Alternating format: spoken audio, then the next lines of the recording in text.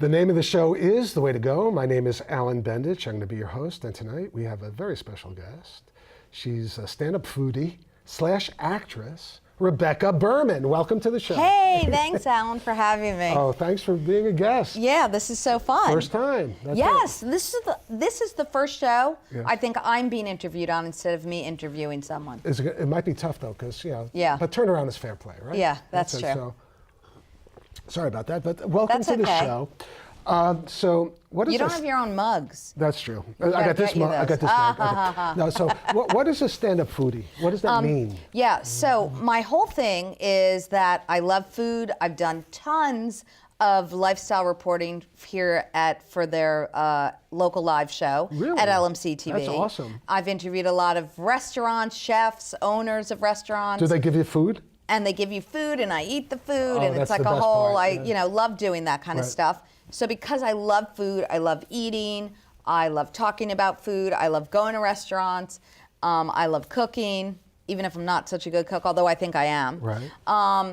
So stand-up foodie is kind of me talking about food in a funny way. Right. Oh, that's cool. And it relates to like all food things. Right. Do you have any favorite foods?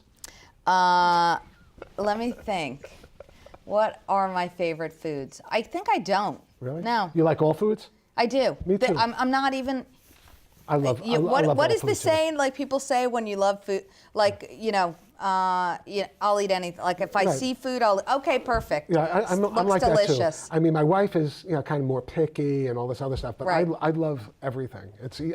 I'm easy. Yeah, Definitely. me too. So, I love What all do you food. think about the choices of food in the Larchmont, Mamaroneck area? Do they have nice restaurants? yeah, you guys have great. I don't live here, but Oh, okay. I know you do, so Right. that's kind of why I'm Right. saying it. Like, no, the great restaurants here. Right, that's cool. There's a great food culture here in Larchmont and Mamaroneck, and it's really diverse as well. But you're in the entertainment business, are you Yes, not? I like to say I am. So how have you been able to use your foodie attributes to excel in acting or? Yeah, so this is kind of how it all came to be. Right. I had one of those aha moments a few years ago, and growing up, I loved doing improv, and I was always in shows. As I like to say, I can't sing and I can't dance, Right. but I always like doing any kind of comedy Right. work. So I've done tons of improv in the city when I was a younger person, and I had this aha moment after having kids and other careers, and I was like, why am I not on TV? That person gets to be on TV. That's all I really want to do. Why aren't I doing that? Right. So from there, I said, you know what? I want my own TV show on the Food Network, and I love food and I love restaurants, and I'm going to go make a show where I interview the owner and talk about the restaurant and where it is and interview the different people in the restaurant, highlight their signature dish. So from my aha moment, I met this young man through whatever. I don't remember how we all met. Right. And he filmed and edited my vision of these shows, and I did these little videos for a couple of restaurants where I live in Armonk, in northern Westchester, and that was kind of like my start. So I hosted it, I wrote it, and it was kind of my vision. I didn't physically edit it, but I felt like I did. Right. So that's where the whole food restaurant thing started, and from there, you start to realize like, wait a minute, it's really hard to get a show on TV when you're not really doing it. So from there, I met Shayla, who used to produce the local live show, and I said, I'd love to do interviews for you. So I kind of made myself a lifestyle reporter. Right. And again, my favorite thing was food and restaurants, so I interviewed chefs. Awesome. And we did, fun things with food in the segment, and I wrote like cute bits for them. Then I had a talk show. It was called The Cooler, and I filmed a bunch of episodes of it. I had a colossal cooler as my sidekick, Right. and I pulled out like improvisational props and games that related to the different celebrity guests I was interviewing. And most of it, they were kind of not expecting it. I didn't really tell them what was going to happen ahead of time. So it was kind of fun, like catching people a little off guard, but it related to their life. It wasn't like, too crazy. Right. So I did that. So now I had a huge body of like work. Right. I pitched my cooler show to a couple of TV networks that seemed kind of interested.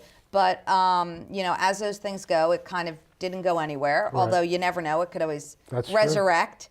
And what I realized is I loved hosting, I loved interviewing, and I liked talking about food. That's crazy. So that's kind of That's pretty awesome. That's kind of where I am. One thing I've noticed, I've worked with people who were stand-up comedians first before they became actors and all Right. this. And some of them, my experience with stand-up comedians is that they make fantastic actors, and they have no fear. I mean, there's like no. I mean, they've already experienced all the negativity a person can get because they've experienced everything. Right. But one person in particular, my friend Brandon Williams, is now going to be on Broadway after being a stand-up comedian. Wow. And after all these 22 years after that, Right. he's going to be on Broadway, and they're getting the band back together again, which is going to be on Broadway in August. Oh yeah, I saw the previews for that. But the thing is that this guy started off as a stand-up, That's and so then he funny. did commercials, Right. and he did other, basically small things. Right. But unbelievably talented individual. You know, he made And a did good he write living. Did he write his own comedy? Yes, he was incredible. But Right. to me, it's like, and I've worked with other actors who started off in stand-up, and they're some of the finest actors I've ever worked with. So, I mean... Stand-up's really hard. I've done it. Right. I did it once. I didn't say I've done it. It's a very scary thing. You're like all by yourself on the stage. It's not something that you've necessarily memorized, although when I did it, I hadn't memorized it. It was really just kind of telling a story, but you're having the audience look at you, and it's a personal story. It's like, you know, whatever it is that you're telling to people that's supposed to be comedic. So it was a very like, oh my God, this better be funny, you know. But it's also, I guess you have to have the opposite of stage fright to be a stand-up comedian. Yes, you do. You have to have like fortitude, right? Yeah, I And, agree, you do. And that's something obviously you have. Oh, obviously, because I decided to do all this on-camera work so much later in my life. Right. So you really have to be like, I don't care what anyone thinks of me. So you're doing really, a lot of on-camera work now too, though, right? On Yes, our show. yes. So that was what I was going to say. From all that food and all the content all the food ideas and Right. all the content I created, a friend of mine found through social media, saw that a producer was looking for a real person to be on the Dr. Oz show. I emailed the producer, and I had like a ton of on-camera work. Wow. So I probably looked like somebody, must be what she does, right. even though it was all my own creations. Right. And from there, I went on the show, and I did a fun segment with Dr. Oz, and a few months later, they called me back, and I did a bigger segment with a dermatologist about suntan lotion, and I had to like glob it all over my face. But I was like, this is great. I love being on the Dr. Oz show. There's nothing like a professional shoot. Right, no, and it was, and the thing about being on the show, and then this year I was on about 8 times. Right. The thing about being on the Dr. Oz show is the part that they need someone like me for is to really just ad lib. You're just freely talking about whatever the topic is that you end up coming on to do. Right. So it's really kind of perfect for me because I love to talk and I love improv. So it all just kind of, I'm kind of missing the food part of it, but do you ever find yourself involved in a segment that you're really not 100% relating to, but you have to just improv to make? Yes, yeah, I have. What's that like? Well, some like of the stuff I've done on the Dr. Oz show, I don't know. There was like I have a little clip here. But there was a whole segment. I brought some clips if you want to watch really? stuff. Yeah. Well, actually, would you like to? Yeah, they're just like 10-second Would you like clips. to share it with the audience, just so? Yeah, no, absolutely. The control room has them. Okay, so you know what? Let's look at the clips, okay? Rebecca, Yes. you're a real sugar person. Yes, I love real sugar. I know exactly what it is, especially when putting my coffee. So to switch to artificial sweetener, I was definitely craving more sugary snacks and foods during the day, more so than I used to. So when you saw one of these, just take a whiff. Just. Oh my God, it smells really good. Doesn't it? Yes. What smells that for you? Now, if you were taking an artificial sweetener in your tea, you would crave more or less of these? Oh, definitely more. What of these? Like, I would eat 5 of these. 5 of these. Yeah. Pot of gold. With some green pieces of gold that can be eaten. Oh, terrific. Yes, Nice. so that's Okay. going to be a real treat for our guests. I think you'd call that Irish scallop. Potentially, Potentially, yes, I yes. like that. And did you also know that most people, whether they're Irish or not, wear green on this day? What a shock. But one of the Irish traditions is to pinch anyone who is not wearing green on St. Patrick's Day. And I know St. Patrick's Day was yesterday, but we're going to act like it's today. That's right. So now we're green. Absolutely. Yeah. Yeah, and it's nice and dense, so you don't need to eat like a lot of chocolate to feel like you got a chocolate satisfying Certainly meal. rich enough.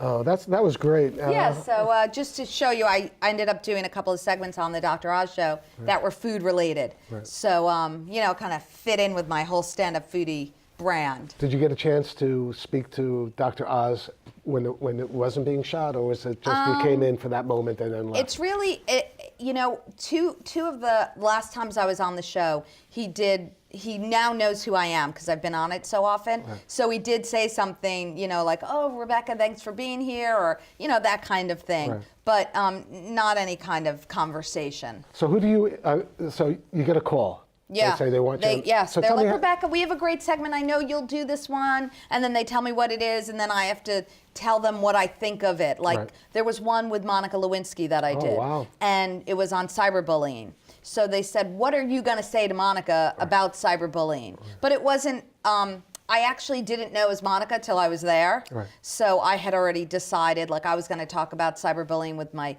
kids, that I hope that they don't cyberbully people, Right. But it's kind of like made up. Right. But it's kind of like it's like a half truth. How was she in person? She was amazing on that show. Right. She was excellent. She looks gorgeous. Right. She had a great message about cyberbullying, and she was very professional, very together. So have you met interesting. a lot of interesting people on these sets? I did a segment, as you saw there. It was with Bobby Flay, the one where I was eating the different food. Oh, okay. Right. So that was really cool. I did one with Bob Harper from The Biggest Loser, which is we did a huge exercise segment for 2 minutes. We had to do planks and lunges and jumping. It was crazy. Right. And I was a little self-conscious. I didn't realize it was going to be that intense. Right. But yeah, it's been so cool. So and also I guess you're working on The Rascal. Which Yes, is something the that's, Rascal. That's how we met. That's how we Right. It's Right. That's a pretty interesting Yeah, show. I like being a mom monster. Right. Although every time I ask Andre, he's kind of like, no, you aren't a monster. No, you were a monster. And I'm like, I don't even know. All I know is I seem like I'm a monster and I'm a mom. And it's fun. So- I like being. My mother always wanted me to be a doctor. My brother's a doctor. There's so many doctors. So to be Right. playing a scientist, it's perfect. I Yeah. wish my mom was alive to watch it. But Right. She'd be so proud of you. Yes, She's really. like, you finally made it to become a doctor. And you're killing monsters. That's it. You're trying to kill monsters. It is great though. That's fun, and it's Right. It's so cool to see Andre do his stuff. My favorite story about Andre is when I was doing the social media for the roundtable segment on the local live news show. Yes. One day, and Andre might have been 14 or 15, he was behind the camera, and he comes out at the end of the segment, or the end of the little thing we do, and he goes, "Can you star in my TV show?" And I was like, I didn't know him. I was just had barely been doing anything here. And I was like, oh my God. I laughed and I was like, a little boy asked me to star in his TV. But the joke is, he's done such a phenomenal, amazing job. He gathered real actors. He gathered adults together to play the parts. Right. He did an unbelievable job filming it. And his storyline is great. And it really was a great experience. I know. And when I first started so doing happy I was involved. When I started doing the Way to Go, Yeah. again, my father was on the show since since 2013. Right. He was one of the first camera people, and That's we had so these funny. young kids. Right. We still have young people. Right. Yes. Shooting. Which is great. It's wonderful. Yeah. But and he would come all the time. He was there He would shoot when he was 13 or 14 years old. Right. He was there every time we shot The Way to Go, and he's just a really special person. And when he asks you to work, it's like. Right. I know. Even though you're kind of like, what was that? Oh, you're right. Like a 15-year-old just told me they're going to make a show and I'm going to be one of their stars. But yeah, I feel like when you're an actor and you're the actor head, you're like, oh, someone asked me to do something on camera. Oh, yeah, I'll be there. Right. I do No the problem. same thing. And I also there's one person who I usually get calls from. He'll call me, like, I got a call when Jason Alexander was going to play a part and dropped out of a part. Really? So I got to play Mike Douglas, Mike Douglas was a talk show host. Yeah, no, yeah, so I I got know. to play Mike Douglas, and supposedly that Jason Alexander turned down pretty rapidly. Wow. So that was fun, but I got like 2 or 3 days notice to get the script out. Right. You know? So that happens. So you really had to like cram. But I have this one guy who also uses me a lot. Is usually when a person drops out, they call me up. Okay. So I'm the utility guy. Right. That's not a bad place to It's be. fun. It's right. fun. Except when people aren't dropping out of their parties. Right. Right. You're like, when's that guy gonna drop out? But it's cool because you get a week's notice. You don't have to worry about you don't have time to worry about the script Right. or anything like that. You just got to get it in your brain and just do it. Yeah. So that's pretty cool. So Yeah. I look forward to it. I love acting. You do, yeah. And I know that you do. Yeah. You don't love acting? No, well, I also feel like for you chose that profession early on, right? Where for me, it's always been a hobby since I'm a young kid. Right. And like, you know, I was probably in middle school when I started like taking acting classes Right. and then I did high school acting stuff, you know, like, so I always liked it. It was always, I always feel like I describe myself as, when I was growing up, I was really shy. Right. And I wasn't very motivated to do much. Right. But it's funny how whenever there was any acting opportunity, I'd be like, oh yeah, I'm gonna go do that. Right. Where for somebody who didn't really do much outside of what outside of like my home kind of, so to speak, it's kind of funny that I realized So how did you break out of your show? I took that chance and I just did that. So that's kind of crazy. And then I think I went to college and I was like, I'm not going to be an actor. That's who makes money doing it. That's Right. not a job. What is that? Right. That's a hobby. Right. So I got out of school and I was doing some improv classes and somebody asked me to join their improv troupe. And at that time, I had been offered a job at MTV. Oh, yeah. So it's like you're at the crossroads of your life. You're like, I can't go to do some improv thing. I don't even know what that is. Right. Like, it's just for fun. I do it after work. And I ended up taking the job at MTV, and I had to kind of leave my acting life because I kind of had to leave my acting life. Yeah, I know how it is. Like when I got to Hollywood, right? I wound up being in the hottest nightclub in Hollywood, so as a result, casting people that I knew, I'd bring them to the club. I wouldn't charge them for drinks. I get them walk right through the door. Right. Next thing I know, I'm working. I'm doing this show. I'm doing moonlighting. I'm doing this and the other. Right. thing. So that's what I mean. Like you went to schmooze. You went to Hollywood. You were a young guy. Right. You like got a job that actors get, like being a bartender. Right. And And I worked it. Right. And you were like, that's what I'm gonna do. Right. I never would ever say that to myself. Right. I never let myself do that. Well, I also came back and I went back to college. I got my master's degree. Oh, you did after all of that. And that's how, now I'm an accountant well, I'm the vice president of finance for The Forward, which is a Jewish newspaper, and web media. A digital media. Yeah. But company. But the thing is that if it had gone differently in Hollywood, if I didn't lose my job on Cagney and Lacey, we wouldn't be talking right now. I know, right? So that's the whole thing. But some people are still in Hollywood who are bartenders. They're still doing it. I mean, they never left that scene, and they're 60 years old now, and they're still doing it. Right. See, so aren't you happy you got like I'm very a little happy. bit of like both worlds, right? I got it both, and thanks to LMC TV. Yeah. And also doing other projects outside of it. I remember when I first called Shayla on the phone to be a reporter, I had never been a reporter. So I was like, hi, I want to be on camera. Do you know, and I just remember being so afraid. I didn't know her at all. She didn't know me. I didn't know what the operation was here. I don't live in the community. Right. But it's just so funny, like looking back on it, you know, how it really kind of launched so much for me and gave me so many opportunities. She had asked a couple of times when I was doing The Way to Go, her office used to be in the same, where the studio was. Right. And there were a couple of times saying, she would talk to some of the people that were on the show. Alan, we should have you as one of our reporters. Right. Even talking about anchors. She loved talking anchors and stuff like that. And I was thinking, I played an anchor on in a movie once. Right. And it's an interesting gig. Yeah. You know, but, well, it's fun. But you have to have time. That's the other thing. You do. You also it also is really good if you know how to film and edit your own work. And I can't do that. Yeah. So that was also where my drawback was, and I don't. and I tried to learn it, and I just couldn't get it. I haven't tried to learn it yet. And I think in my retirement, which should be coming in the next couple of years, Right. I'm going to start taking classes at LMC TV for editing. That's great. Because I like the directing, I like the acting. Right. But I do have to rely on other people for the editing. Right. And, Well, I think Christina teaches them. She's really good. Well- She tried to teach me. Right. I feel like my brain couldn't just stay focused on it. Right. So what other projects do you work on? What other projects? Well, what are the... Let me think. Okay. I worked on this travel TV show Right. a couple of years ago, and I might be resurrecting it. Right. It was, I produced it, and it aired on the Travel Channel. That's so cool. So, That is so because cool. I produced all of my own work, Right. and I kind of realized doing that travel show that I know how to do that. So that also is something that's interesting to me, because you really can frame what you want, and you can make up your own content. Right. And we traveled to a bunch of Caribbean islands, and all That's so cool. Yeah, so So I don't know.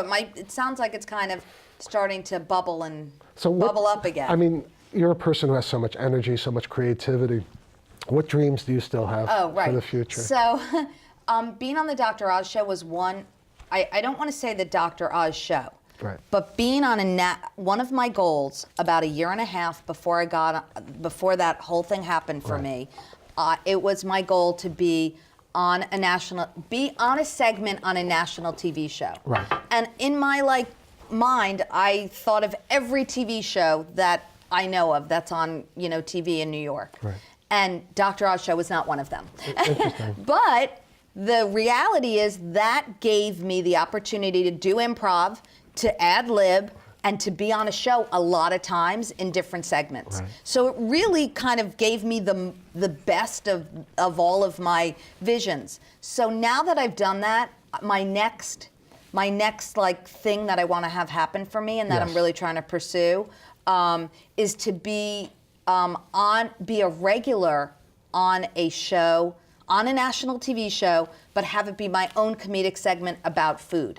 Okay. So it would be a talk show kind of regular? No, like a 2-minute segment on somebody else's show. No, but I'm saying, but what kind of show? Right. So, I'll give you an example, because this is kind of where I'm trying to hone in my universe. Right.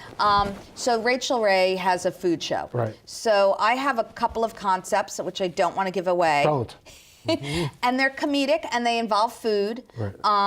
And I want to pitch those ideas to Rachel Ray's show. I see. And it would be, like a 2-minute segment. I'd be somebody that would be a reoccurring character. That's awesome. And that is my next dream. Right. So the stand-up foodie brand is Right. really just talking funny about food, and then things fall under that umbrella. That's great. And then and the hopefully other- it explodes after that. Yeah, and from the Cooler show, there was a Right. young man who was filming it, and he said to me, "I love your show, but you need to go out on the street Right. with a small cooler." So we went out in Central Park. I put seasonal items in the cooler, and we literally walked up to different groups of people and "Guess what's in my cooler?"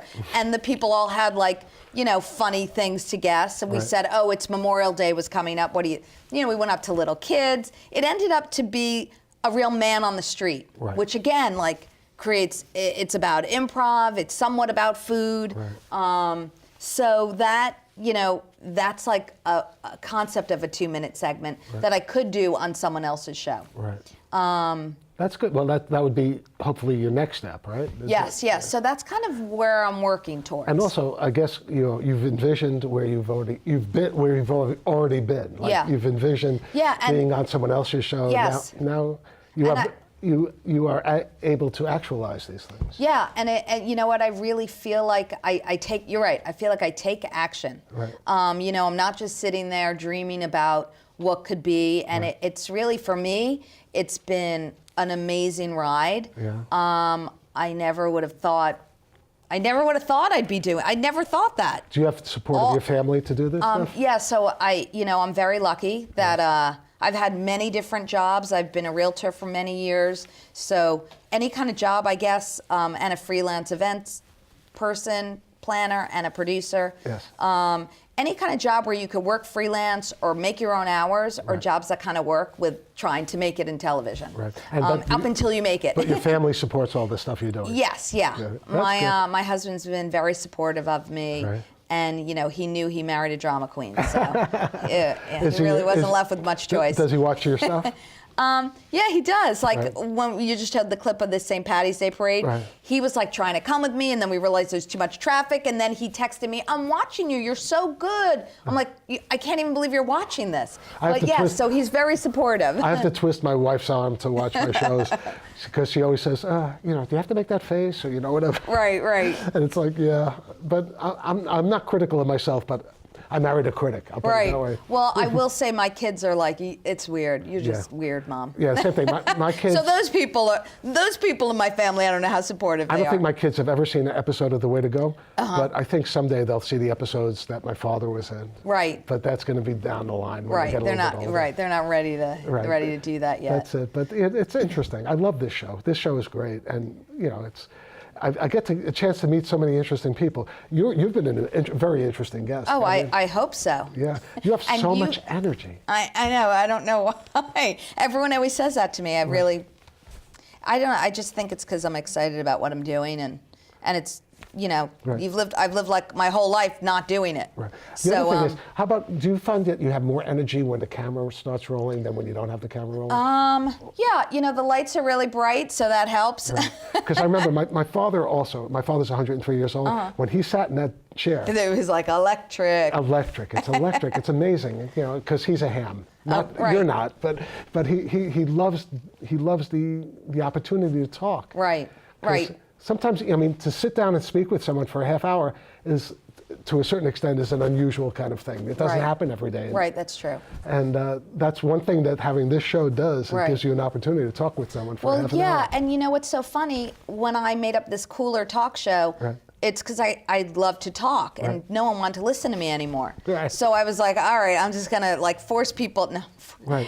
But if you get somebody in an on TV mode, then they're happy to hear you chatting away. But if you're talking to a girlfriend, or you're on the phone, or people are like, "Shut up," and they hang up on they you. want to watch TV. Or like, "I gotta go. I'm tired of listening to you." So it was like a captive audience to host a talk show. And it just makes you want to talk. Yeah. You have a talk show. What are you going to do? Right, and I have so many topics I could talk about, so I could just really go on and on. Well, I think really that you should have your own talk show. Yeah. Again. Yeah, I mean, that's something you should do. People can look it up on YouTube, because I did. I filmed 9 episodes. But I think you should. I should keep doing it. I think it's something that's part of your portfolio already. Yeah. But maybe that's not something. Obviously, you were looking for a more creative aspect. When a person. I do. I agree with you. I think that the creativity thing is really important. Right. And if it becomes too routine for me, I have a hard time staying in it. But I'll tell you, the thing that's the most routine is that I always have just one thing left to say. What? That's a wrap. Good night, folks.